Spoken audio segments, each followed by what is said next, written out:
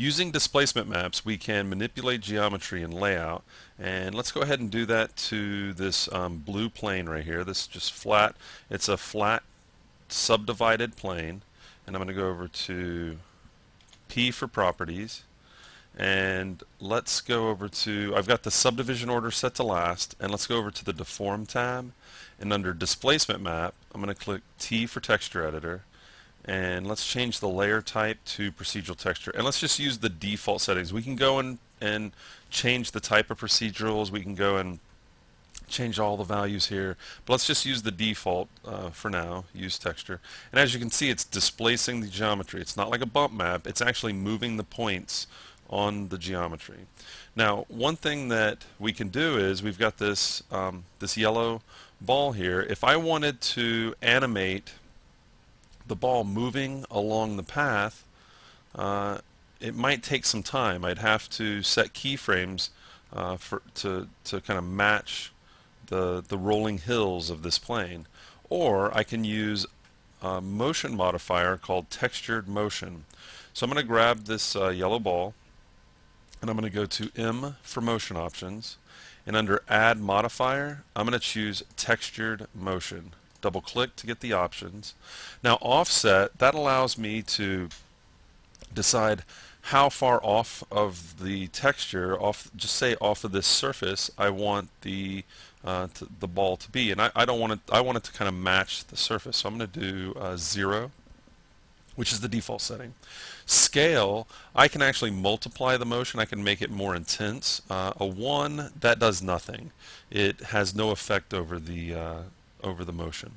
I need to pick an axis. It's kind of like planar mapping. I need to pick an axis in which the motion is going to be applied, and we used Y for this for the blue plane. So we're gonna just keep it as Y here, and then I just need to pick the texture. So I'm going to go to Texture, Layer Type, Procedural, and I want to use the exact same values. Okay, so we're going to go ahead and keep the same values there.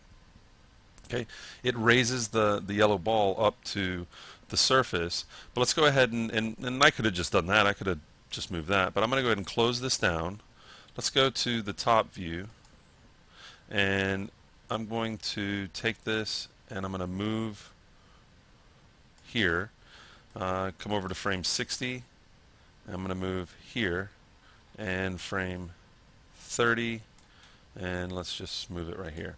So it looks like we've got your standard little animation here, but let's take a look in the perspective view again, and now we can see it's moving to the shape of the texture, but now I want it on the surface. So what I'm going to do is come over to Y, and I'm going to set that to 0. I'm going to come over to 30 and set that to 0, and come over to 60 and set that to 0 in the Y, and now we can see that the ball is following the surface using the same texture to drive that motion.